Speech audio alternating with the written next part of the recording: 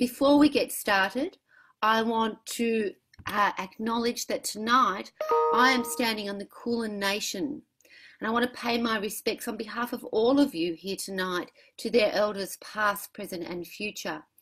Wherever you are in Australia, you are standing and living on stolen ground. This is land that has not been ceded. It is not our land. We are privileged to be part of it.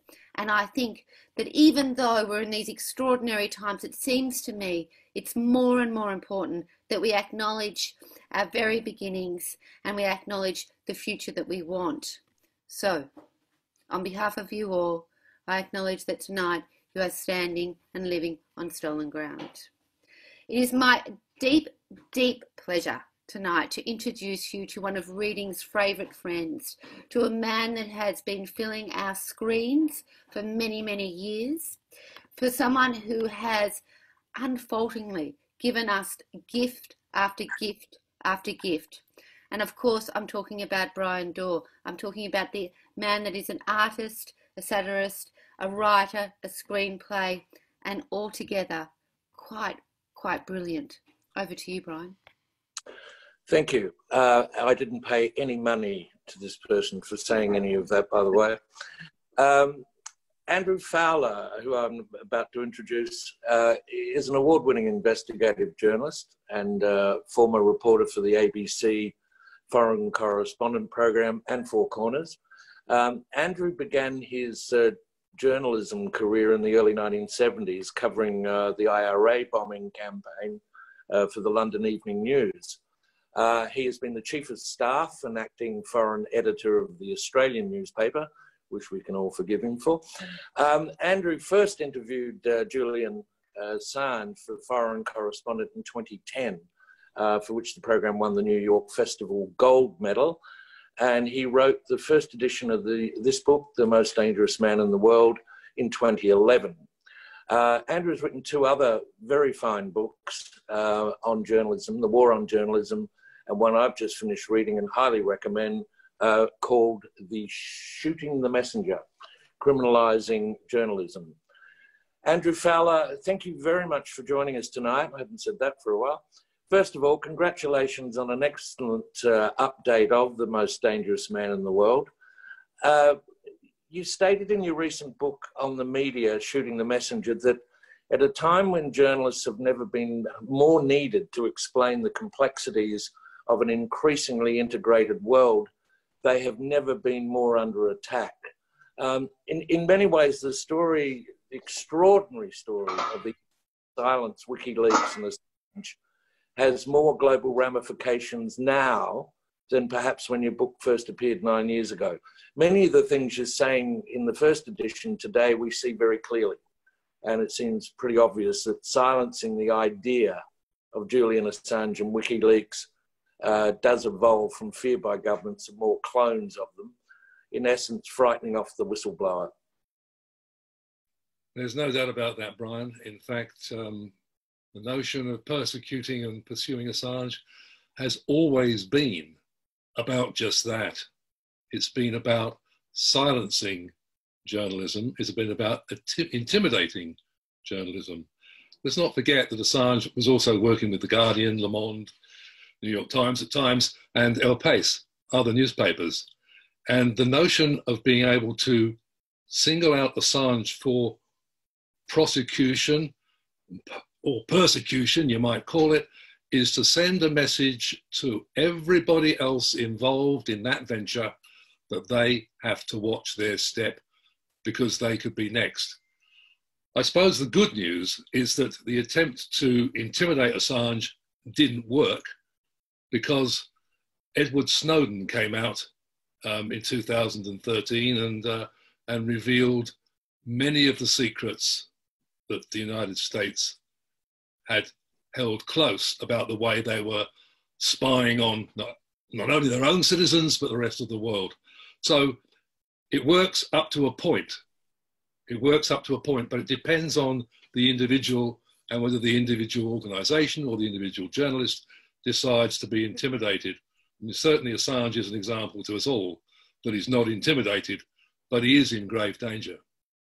Yeah, We'll come back to that whole thing about journalists today being persecuted, because every time you open up a newspaper in this country, we see the same thing. We now have an incredible situation in America where you have a president almost encouraging the military and the police to join forces. But let's just go back to Assange. I mean, he's currently enjoying a prolonged incarceration at Her Majesty's pleasure, of course, in a high-security Belmarsh prison, which in itself is an attempt at intimidation. It's unnecessary, clearly. When you are being judged by a very conflicted judiciary in another country, when you're dumped by your own country, which he has been, and pursued by perhaps the biggest political bully on the planet, the chance of getting a fair hearing, let alone justice, looks a tad remote, doesn't it? And can you just workshop us through where Assange stands legally, and what, if any, chance you think he has of having an extradition being rejected? I think one of the major problems that Assange has is that the bar to him being extradited to the United States is quite low. By that, what I mean is that the United States doesn't have to prove very much, only that there's a case to answer. It doesn't have to prosecute the entire case against him. So they only have to just prove that there's a case, as I say, to answer, and then he can be extradited. And the danger he will then face once he's in the United States, in the clutches of that particular judicial system, which we've seen, a rather capricious president using at his will to free his mates. If you're not a mate of the president, then I think you're in grave danger, particularly when that particular president says that the media is the enemy of the American people. To go back to Assange in the United Kingdom, he is being judged by a judiciary that is completely conflicted. The senior magistrate who's overseeing the case, who oversees all these high-profile cases, is somebody called Lady Arbuthnot. She is related to a member of the House of Lords, her husband, who had a company relationship with a former head of MI6. Lord Arbuthnot... I can see the conflict of interest here, Andrew. I'm sorry, I have to pick you up on that. Yes, and so consequently what you have then is somebody who is deeply involved in the political military intelligence establishment overseeing a case which exposes the wrongdoings of that particular establishment. Now, I mean, that's, if you like, bad enough, right? Seems pretty obvious, but when you actually read the guidelines, these are guidelines by which the judiciary should operate, it says that if you are in any way related, even remotely, through the family, to somebody who's involved in any of those activities that you're judging or being involved with, you should absent yourself from this. You should not be involved at all. And so it's a clear conflict of interest. Yeah. I mean, reading the book, I was going to get to Judge Emma Arbuthnot, because the Chief Magistrate, because, I mean, she sort of comes out of almost the worst elements of English pantomime, really. And in fact, your book, I mean, at times I had to remind myself I was reading a factual narrative, not a fictional cross between Shakespeare and a John le Carré novel, which at times it just becomes. And Shakespeare was right. You can't have comedy without drama, and you can't have drama without the comedy. And the Chief Magistrate certainly fits that in those terms. So what are you saying you think can happen now in terms of that just being stopped and everyone going, hey, listen, let's just let him go? It would be possible for Australia to take a very strong stand. Yes. Well, it would be possible to argue with our dear, beloved intelligence sharing and military sharing pals in the United Kingdom and the United States that this is a political offence. Yes. That we object seriously to one of our own being prosecuted for a political offence and also as a journalist. Yeah. Because it's not just, I mean, this guy is actually revealing information that's very embarrassing for governments, but has led to nobody being killed. There have been no deaths as a result directly attributed to the work done by WikiLeaks and Julian Assange. This is just a case of utter bastardry by the United States to prosecute a journalist, to shut them up. And that means to actually shut up the New York Times, the Washington Post, the Guardian, everybody. This country could stand up for its citizen and could speak to Johnson, Boris Johnson, the Prime Minister of the United Kingdom, and could say, we strongly object to the way that Assange is being treated. We don't want him extradited. And by the way, Boris Johnson thinks that the extradition treaty is rather one-sided, that the Americans do tend to get their hands on British subjects more easily than the reverse. So there is an argument there. But so far, what I can see of it, we haven't had any strong comments from the Australian government making any forward movement in that area. In fact, just the reverse, just saying that Assange has to face the music, which is made by Morrison. Yeah, well, I mean, it comes back to this thing of, let's face it, the Australian government's attitude all along has been a continuance of, you know, obsequiousness when it comes to the relationship with the US. I mean, we seem to be very good at giving government support to Australian drug smugglers in Asia and giving Asian leaders a clip around the ears if they get uppity. But when it comes to America, that's not the case at all. I mean, let's be reminded about David Hicks and Mahmoud Habib as two cases in point. You know, that was an example of this. And then you've got Alexander Dawe, of course, the former Minister for Being Abroad, and our man in London, who's come out quite clearly and is not prepared to back him in any way, shape or form. While we're on Alexander, can you tell us about the night on the Terps he had with Trump's election advisor, George Papadopoulos? What happened and what were the ramifications? Well, what's interesting about that, Brian, is that, first of all, it was a wine bar, one of the best wine bars in London, I'm told. Gee, that would be unusual for Alexander, I would have thought. Well, except that... Don't cast aspersions on him, Andrew. He wasn't drinking wine, though. He was drinking gin and tonic, by all accounts. And he brought with him to this meeting that he had with George Papadopoulos, who's, as you say, was Trump's, one of his foreign advisors. He brought with him a political officer from the High Commission who apparently had a close friendship with the political officer from the Israeli embassy. So here's Papadopoulos, gets a call from Dawe, goes along and meets him, and suggests, by all accounts, that there was some dirt on Hillary Clinton about, and it might be coming out soon. This was in the middle of the election year. So Alexander Dawe dutifully fires off a missive to Canberra just to say, had a meeting, discovered this stuff, and sent it off. Then just in July, just before the convention, WikiLeaks dropped the famous Hillary Clinton emails, which showed that Bernie Sanders had been given preferential treatment. And, sorry, Bernie Sanders had not been given preferential treatment. Yes, Hillary Clinton had been given preferential treatment to clip Bernie's wings.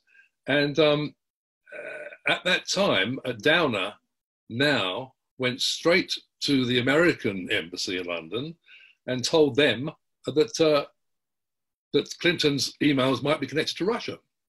He had the meeting, so he relayed that information to them directly,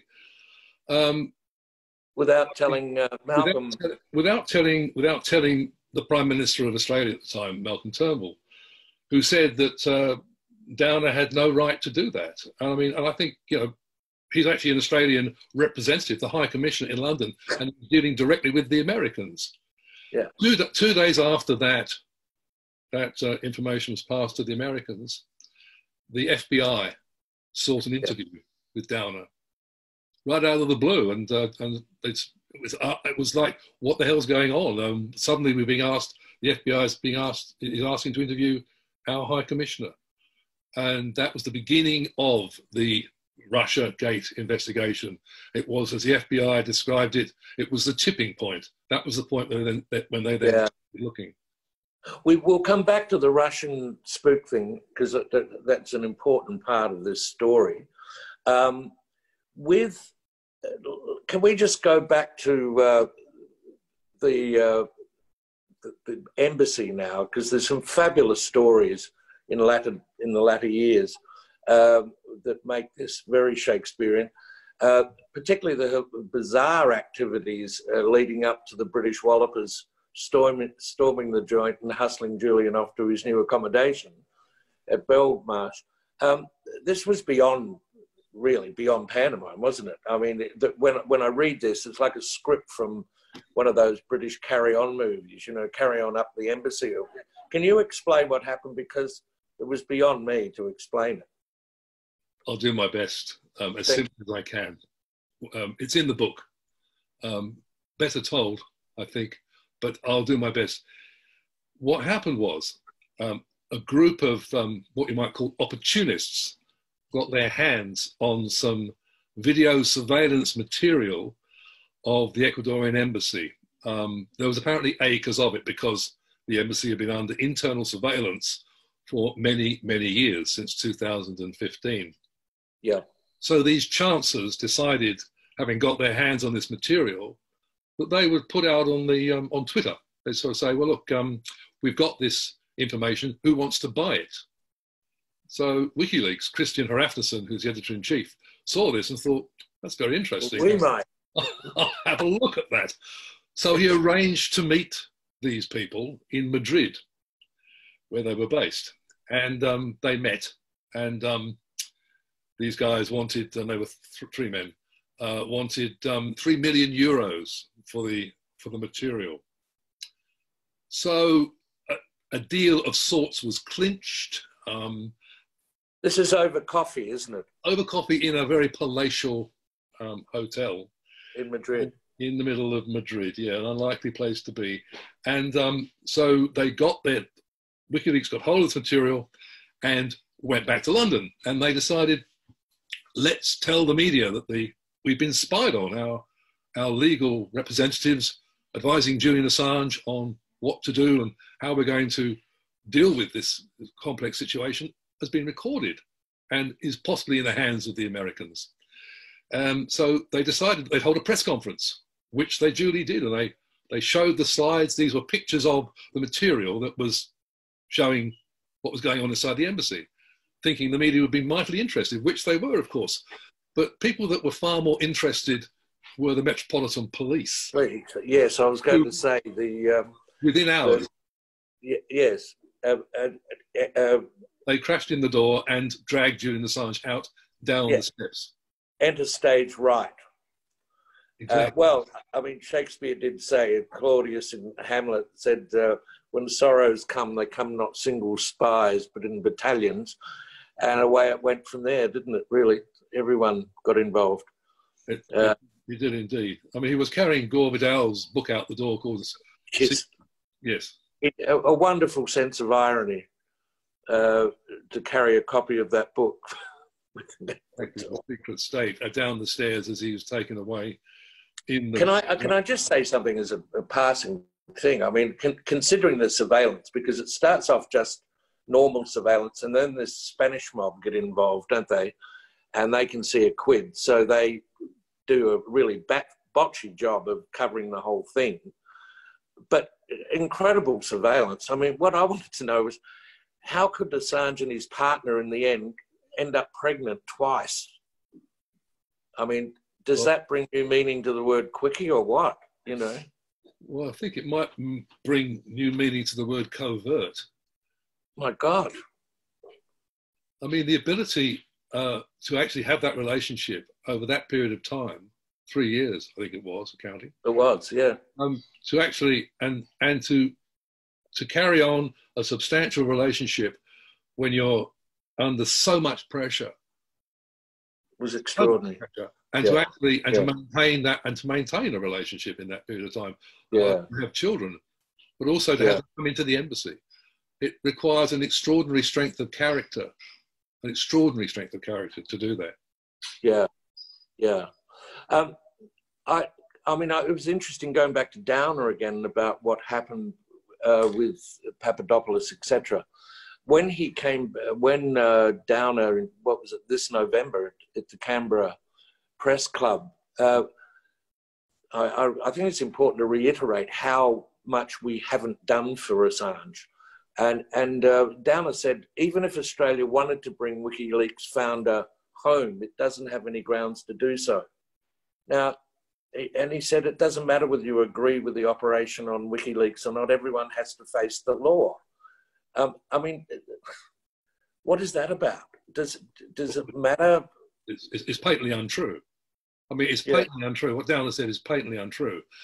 In an extradition case, politics plays a role. Yeah. Politics is very important. And how do we know that? Because the United States, excuse me, embassy was talking to the German counterintelligence deputy chief about a case involving an attempt to extradite agents CIA people out of Germany, and they were talking about this. And this is one of the WikiLeaks cables. You can read it. And the guy said, "Look, it's about justice, but it's also about politics. This decision." And of course, they did not then extradite these CIA guys who've been involved in dragging a rather unfortunate fellow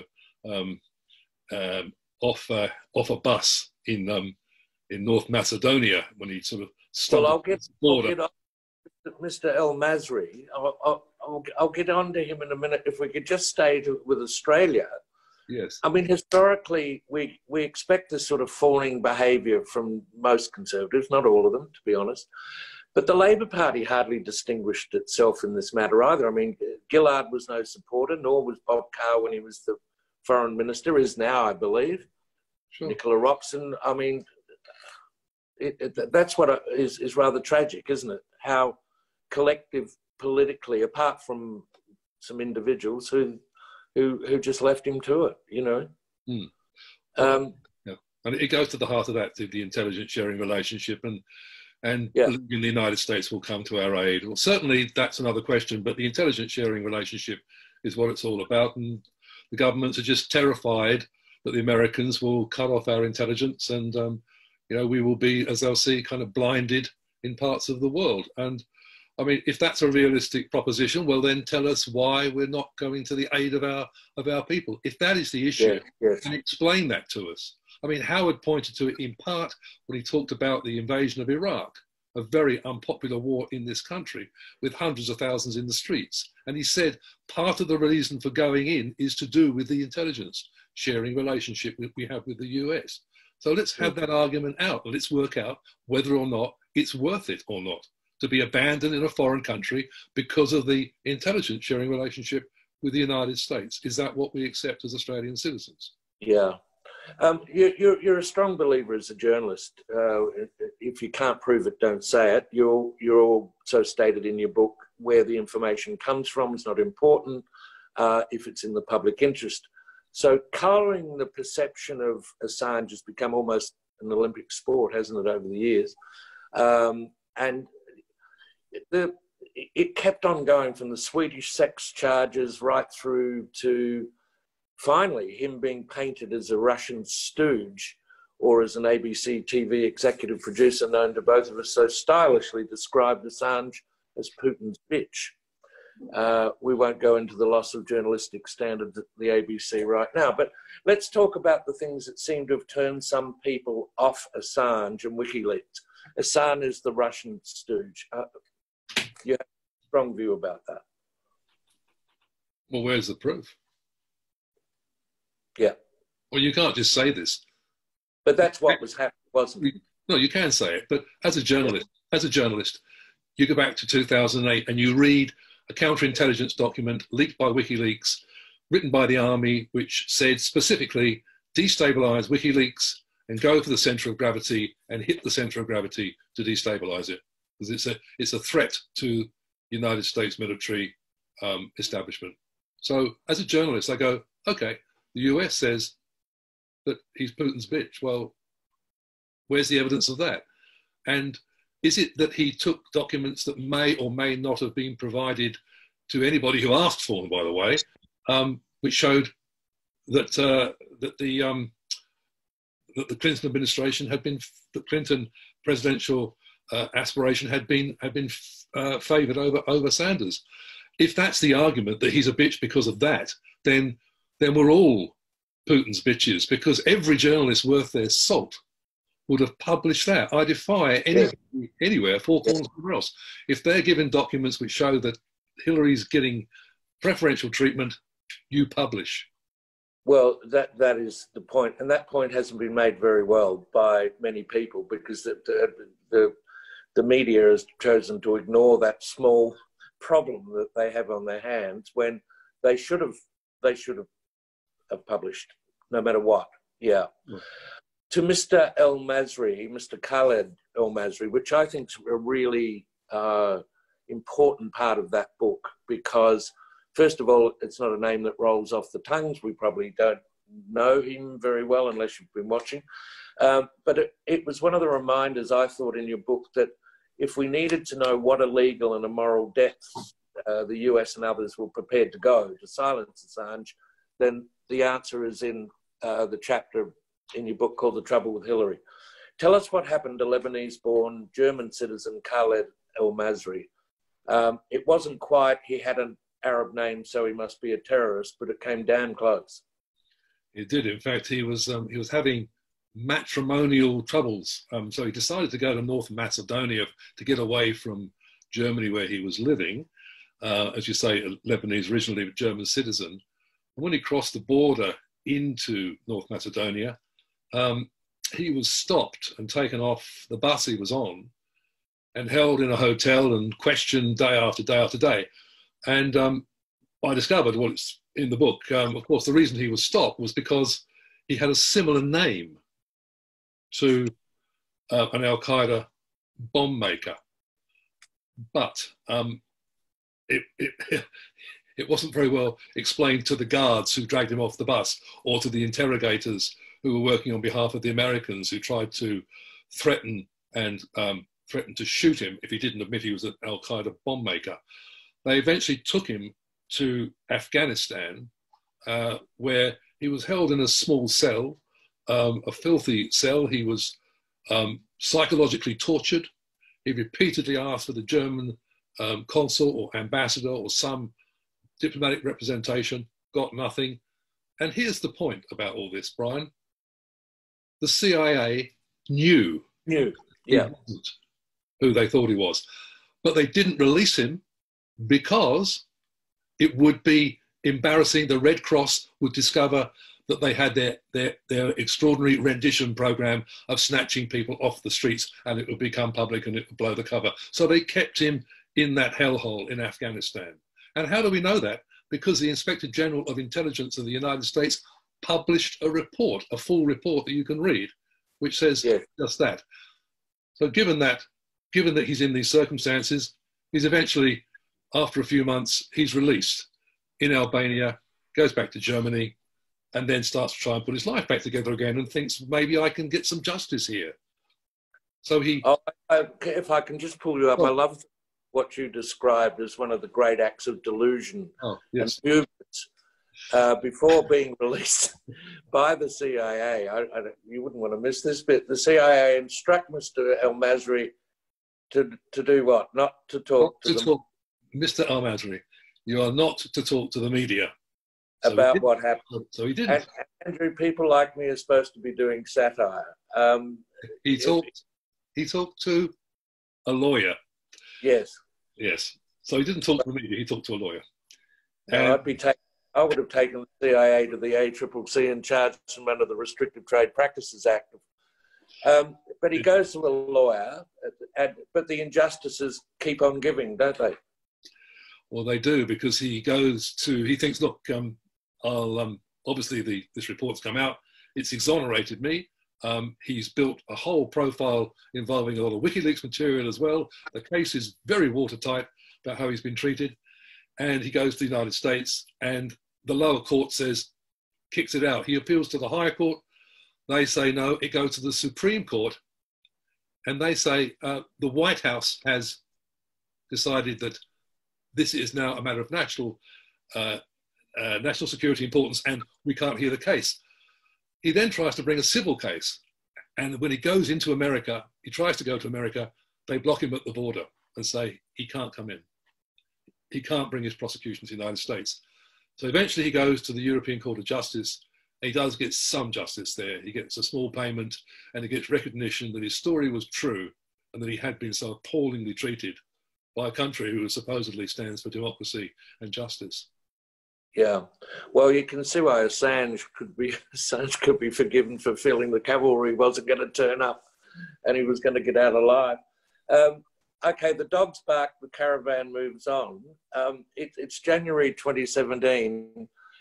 Trump has been sworn in, and then a fascinating chap in your book called Adam Waldman fronts up to the Ecuadorian embassy invited by WikiLeaks to a meeting. Now, what's he doing there? And tell us about Vault 7, because I love their work, and that the Dream Merchants, the mobile devices branch of the CIA. Well, Adam Waldman, very clever, very classic lawyer. He's been described as a Forrest Gump with a brain. He actually turns up in the right place at the right time.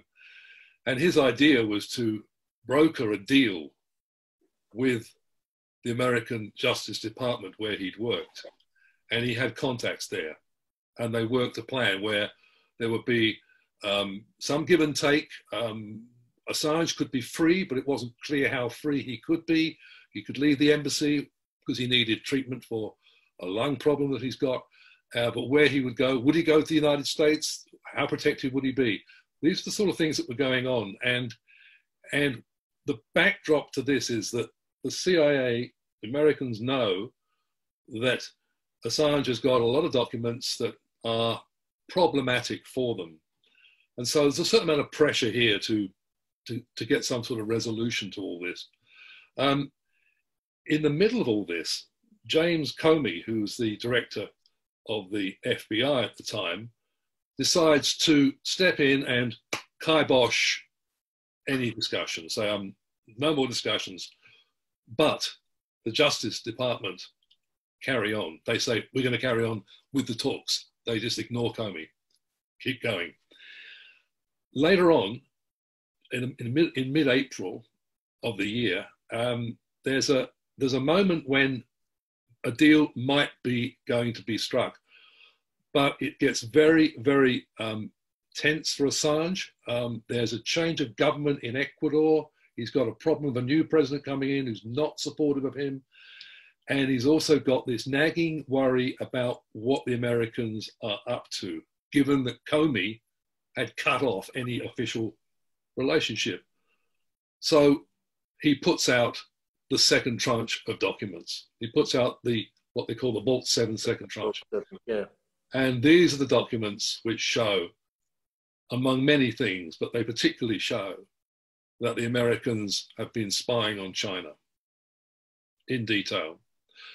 Because, how do we know that? Because the people that provide software to protect your computer systems, the antivirus companies, identified the stuff that had been used to attack China in the code that was produced in the WikiLeaks documents, and said, this is evidence that we're kind of wasting our time. The CIA are breaking our codes. So that was after that Mike Pompeo, who was then the CIA director, said that WikiLeaks was a hostile intelligence agency. And things started going downhill from there. But then again, there were then other back channels that were coming into Assange from the United States. And those people were coming in. Some senators came in, one in particular, and was offering Assange a pardon if he would point towards his sources. Yeah. Assange would refuse to do that, of course. Of course, yeah. So we ended up with this thing trailing off in a very messy fashion.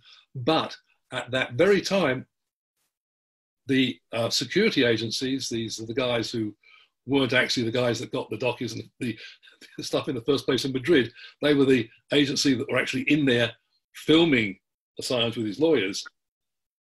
They were what can I say? They were getting more and more keen at gathering more and more information.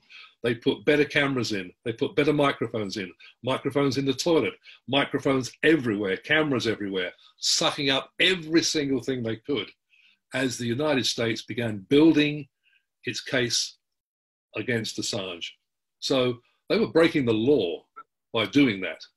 And it's argued that if you use that information, or you know about that information, and you use it to prosecute Assange in the United States, that's illegal. You can't actually use that information. And in fact, the case should fall because of it.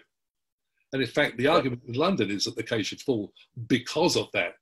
And somebody in Spain is actually being charged with spying on lawyer-client relationship, spying on Assange and his lawyers. And that's an indictable offence in Spain, and there is a person charged with that offence. Yeah. Spain come good every now and then with these things, don't they? I think they were the first ones that stopped Mr. Kissinger from prancing around the world and thinking he'd got away with it all. Tell us about the Dream Team, the mobile devices branch, what they were doing. I mean, what they were putting into our equipment. It would be true to say you mean the FBI story of how the guy was accused of stealing these documents and then was arrested by the FBI? Do you mean that? No, I mean the mobile devices branch of the CIA who were building all this, copying stuff and codes into our iPads and our phones and I like the ones that are doing with the car, where they could putting stuff in cars and. Sure. Well, this is the first tranche of the documents, the Vault 7 documents, and they were the ones that showed that it was suggested that some of the devices that the CIA were using were capable of intercepting a car's engine systems and directing it and tracing it, so that you can actually shut it down and maybe blow it up. So they would have control. If you've got a navigation system in the car, they could probably run you off the road into the path of an oncoming truck. Do you think the CIA has got to the point where it can't distinguish between reality and a video game? I mean, it seems to me when you read this stuff, you think they've lost the plot. I mean, yeah. I think, look, I mean, well, yes, that's right. I think the CIA clearly has problems with its security, that's for sure. And when you consider that it's got problems with its security and stuff is leaving the building in truckloads, really high quality stuff, you've got to say, well, if they're that bad with their security, how good are they with our security? Yes, that's indeed true. We've got to wind up.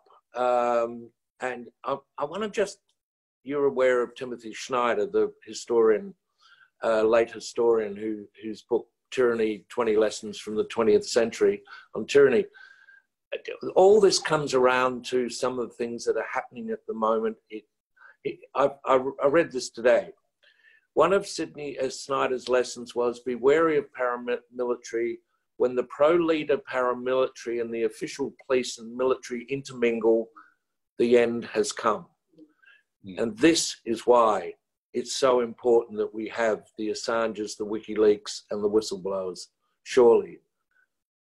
Oh, absolutely. I mean, whistleblowers are actually important, not just for members of the general public who are kept from secrets, but from those who hold secrets and from those who see the internal contradictions and the lies and the fraud and the danger within organizations. So they are like a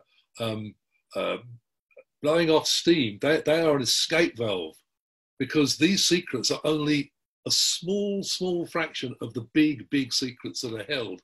And they are really, even though we as journalists call them, they're secrets, it's secret material, it's of a very low order compared to the really compartmentalized top secret stuff. So we do need whistleblowers inside organizations to help those organizations deal with the contradictions that they face. I mean, as an example, as a human example, if you like, let's take Edward Snowden. Edward Snowden was somebody who was brought up properly to honor the Constitution of the United States, and he believed in it. He actually carried a copy of the Constitution Right. Yes. They sent him overseas for the CIA. He worked for the CIA. Then he moved to the NSA. And throughout this trajectory, he's being told, don't worry about that. Don't worry about those things you learned back in America. Don't worry about the Constitution. This is what we do here. We don't honor that thing. You can't bring up citizens to believe in one thing and for these great young people to go out into the world and then expect them to behave in a different way. That's the contradiction. And I think that that's the saving grace. That's the saving argument of the United States, is that people do believe in these things. It's only when they go overseas that they start to behave in a less than constitutional manner, if I can put it delicately. Well, Mark, finish on a wonderful quote I love of Mark Twain, being one of the great Americans, who said, the truth is a fragile thing, use it sparingly. And that's what we've been watching. I thank you for tonight, Andrew. I've really enjoyed having a chat with you, and I just hope you get home safe, and make sure someone checks your car before you get into it. Lovely talking to you, and I hope it all goes well. Thanks very much, Bryan. Thank you very much for the conversation. And to everybody here tonight, on behalf of the University of Melbourne Publishing House, Melbourne University Publishing, on behalf of Bryan, on behalf of Readings, on behalf of Andrew, what a treat. Thank you so, so much. See you next time. Bryan, extraordinary. Andrew, thank God for people like you. Good night, everyone.